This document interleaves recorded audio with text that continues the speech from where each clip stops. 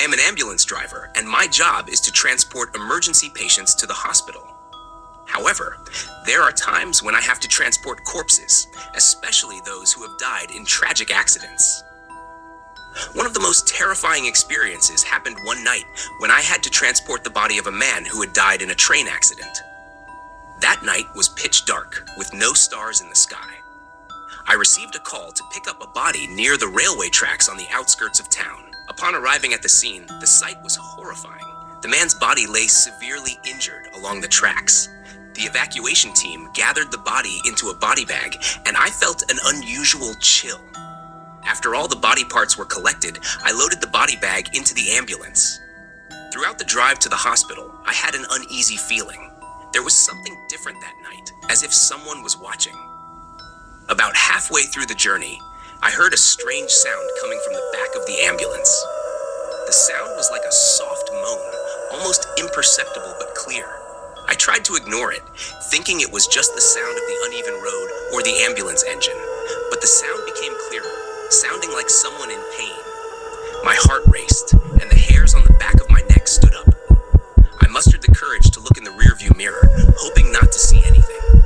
However, I was shocked to see a faint shadow of a man sitting in the back, right next to the body bag. His face was injured, blood flowing from his wounds, and his eyes stared intently at me. I immediately swerved and pulled the ambulance over to the side of the road. Breathing heavily, I got out of the vehicle and tried to calm myself. After a few minutes, I gathered the courage to get back into the ambulance.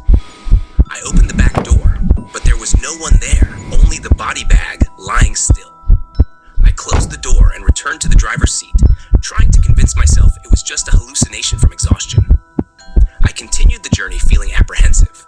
However, the moaning sound started again, this time accompanied by a soft whisper calling my name.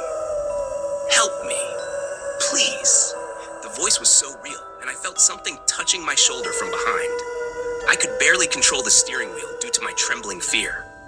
When I finally arrived at the hospital, I immediately called for staff to help unload the body bag. When they opened it, one of the staff members suddenly fainted. I looked into the bag and was shocked. The man's face appeared intact, not injured as it was at the accident site. His eyes were wide open, as if staring directly into my soul. That night, I couldn't sleep, the image of the man's face haunting my thoughts. Since then, whenever I transport a body at night, I always feel as though someone is watching from the back of the ambulance. The moaning and whispering still occasionally occur, sending chills down my spine whenever I remember that terrifying experience.